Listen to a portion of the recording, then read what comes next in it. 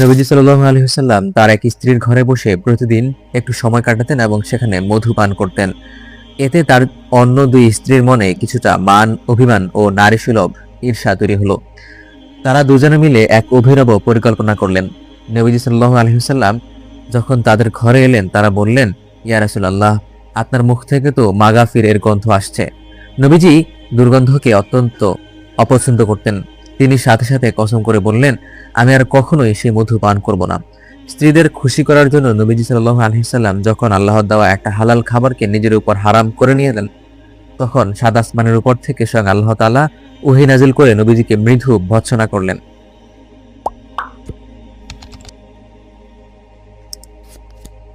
আসসালামু আলাইকুম। শানে নজুল সিরিজের ৬৬তম পর্বে আপনাদের স্বাগতম। আজ আমাদের আলোচ্য বিষয় অত্যন্ত শিক্ষণীয় মাদানী সূরা, সূরা তাহরিম। তাহরিম শব্দের অর্থ হলো হারাম বা নিষিদ্ধ করা।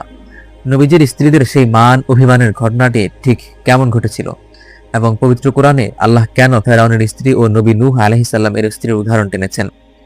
চলুন সূরা তাহরিমের প্রধান তিনটি বিষয় এবং সেগুলোর শানে নজুল জেনে নেই।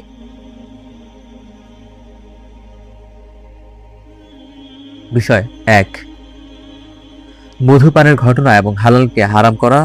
আয়াত ১ থেকে ৫। এই সূরার নামকরণের মূল প্রেক্ষাপট নবীজি সাল্লাল্লাহু আলাইহি ওয়াসাল্লাম এর পবিত্র স্ত্রীদের মধ্যকার পারস্পরিক ঈর্ষা এবং একটি বিশেষ ঘটনাকে কেন্দ্র করে নাজিল হয়েছে। উম্মুল মুমিনিন হযরত আয়েশা রাদিয়াল্লাহু তাআলা আনহা থেকে অত্যন্ত বিশুদ্ধ বর্ণনা এসেছে। তিনি বলেন, রাসূলুল্লাহ সাল্লাল্লাহু আলাইহি ওয়াসাল্লাম হযরত জয়নব বিনতু জাহাশ রাদিয়াল্লাহু তাআলা আনহা এর ঘরে মধু পান করতেন এবং সেখানে একটু বেশি সময় অবস্থান করতেন।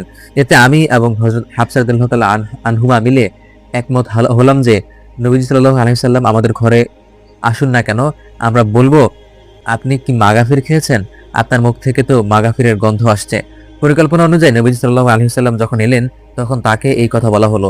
নবীজি সাল্লাল্লাহু আলাইহি ওয়াসাল্লাম সরল মনে বললেন, না, আমি তো জয়নবের ঘরে মধু পান করেছি, তবে আমি কসম করছি আমি আর কখনো এই মধু পান করব না।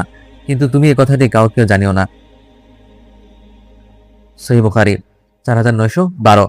নবী সাল্লাল্লাহু আলাইহি ওয়াসাল্লাম তার স্ত্রীদের সন্তুষ্ট করার জন্য হালাল জিনিস বর্জন করায় আল্লাহ তাআলা সূরার প্রথম আয়াতে নাযিল করেন, হে নবী, আল্লাহ আপনার জন্য যা হালাল করেছেন স্ত্রীদের সন্তুষ্টি লাভের আশায় আপনি তা নিজের জন্য হারাম করেছেন কেন? আল্লাহ পরম ক্ষমাশীল ও অসীম দয়ালু। সূরা তাহরিম আয়াত ১। এরপর নবীজি সাল্লাল্লাহু আলাইহি ওয়াসাল্লাম তার কসম ভেঙে ফেললেন এবং স্ত্রীদের এই ধরনের আচরণ থেকে সতর্ক করে আয়াত নাযিল হয়। বিষয় ২, নিজেদের এবং পরিবারকে জাহান্নাম থেকে বাঁচানোর নির্দেশ। আয়াত ৬। পারিবারিক মান অভিমানের আলোচনার মাঝে আল্লাহ তাআলা মুমিনদের এক অত্যন্ত গুরুত্বপূর্ণ ও কঠোর দায়িত্বের কথা স্মরণ করিয়ে দিলেন। আল্লাহ তাআলা বলেন, হে ঈমানদারগণ, তোমরা নিজেদের এবং তোমাদের পরিবার পরিজনকে রক্ষা করো সেই আগুন থেকে যার ইন্ধন হবে মানুষ ও পাথর। সূরা তাহরিম আয়াত ৬।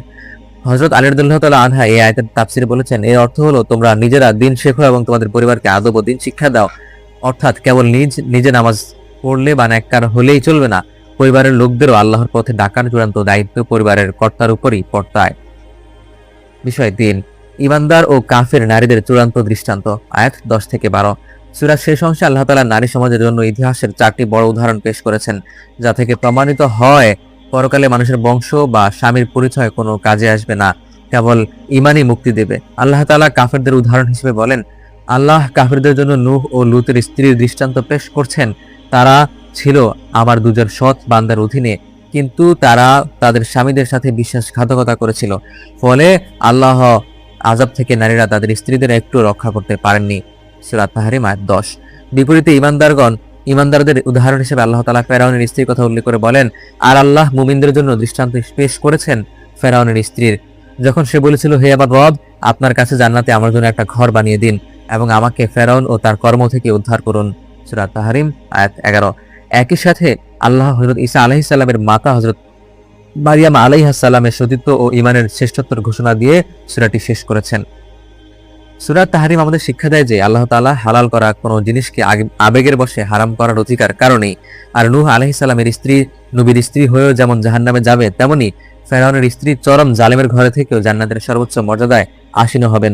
এর মাধ্যমে ইসলাম পরিষ্কার করে দিয়েছে, ঈমান ও আমল ছাড়া দুনিয়ার কোনো সম্পর্কই পরকালে কাজে আসবে না। ইনশাআল্লাহ আগামী পর্বে আমরা কথা বলবো অত্যন্ত ফজিলতপূর্ণ সূরা আল মুলক নিয়ে।